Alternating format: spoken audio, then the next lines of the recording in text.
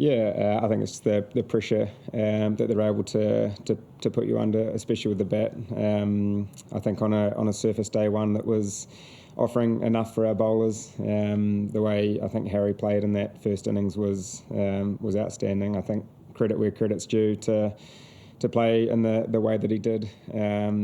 Just puts you under pressure from ball one and play some incredible shots that you don't necessarily see, from other teams around the world. So, I think the attacking nature, we've seen it time and time again. And I guess, after the first innings, to be in the position we were, I thought we actually did a decent job and bowled pretty well, considering the one partnership that they had. And then, obviously with the bat, to be under pressure, 5 down, I think, overnight, sort of put us on the back foot a little bit. And credit to them, I thought they bowled fantastically well and got enough out of the surface. How hard was it to maintain those partnerships, or to try and build partnerships in that circumstance? That seemed like one of the puts difference in the team. And you saw with Nathan and Tom towards the end of 96 kind of gave it a bit of a peck, but it was too little too late. Yeah, that's what we speak about as a batting unit, is being able to put partnerships together and partnership after partnership. And a few of us got some starts, which is positive, but it's important when you get a start is trying to make a significant contribution. And unfortunately, most of us weren't able to do that on the wicket, where it was probably potentially playing close to its best today. So I think, as you said, the way Tom came out and played, to score a fantastic 100 like that, to play his style, nice and attacking, nice and aggressive, and put them under pressure at times. So we've certainly seen that we can do that when even when our back's against the wall. So hopefully we can head to Hamilton, and if we are able to get into a position of strength, that we're able to put the foot on the throat and put them under a little bit of pressure too.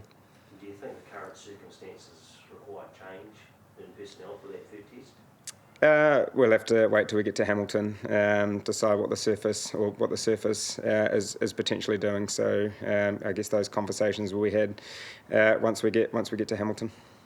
If you get there and you see the surface and Mitch Santner, that looks like an option, does Tim enter into the selection conversations at all, or is he guaranteed to play next weekend?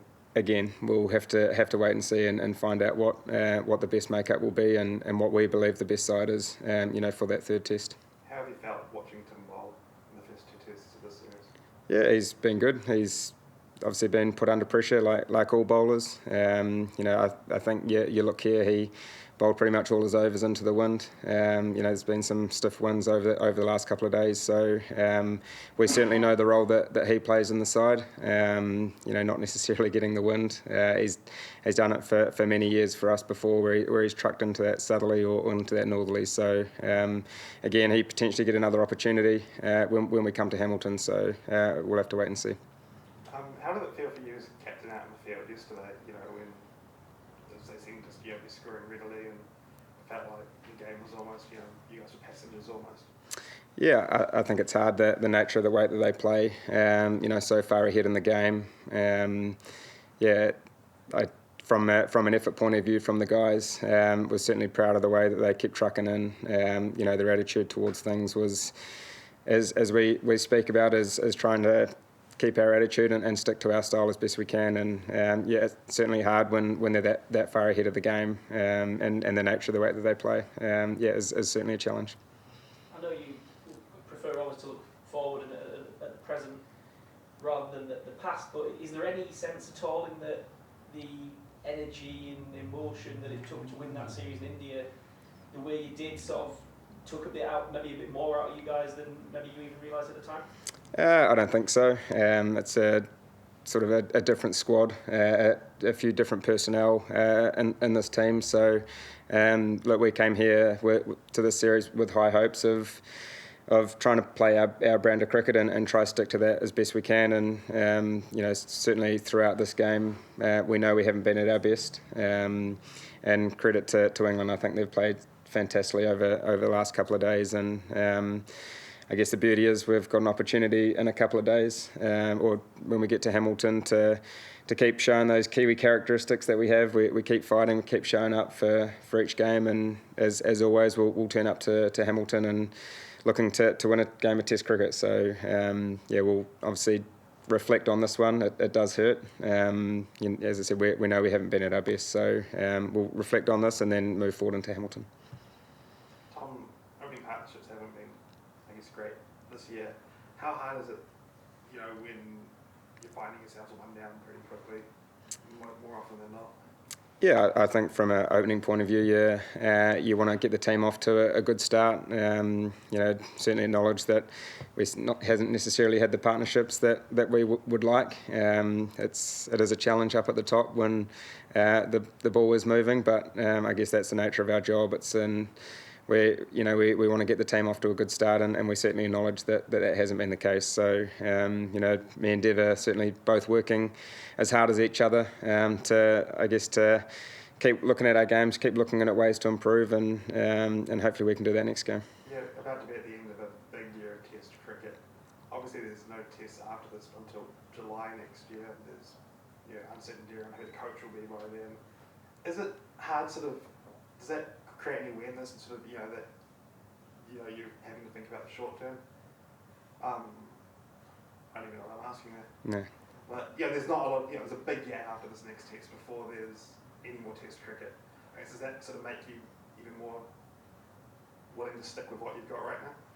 Yeah, look, we know we've got one more Test match, and whenever it is in a few days' time. So, we'll head there and we'll pick the team that we believe is best to win that Test match. So, I said it before, we'll have to wait until we get to Hamilton to see what conditions are like. But as always, every game we head in there and we try to pick the best 11 that we believe we need to win that Test match, and Hamilton will be no different.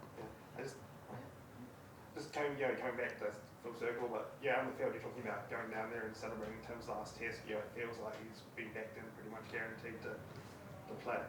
I mean, you're going down there saying things like that. Does that suggest the team's already going to happen? As I said, we will head down to Hamilton and we'll wait and see what we believe the best team is to win that Test match. So, like every Test match, we'll do that again.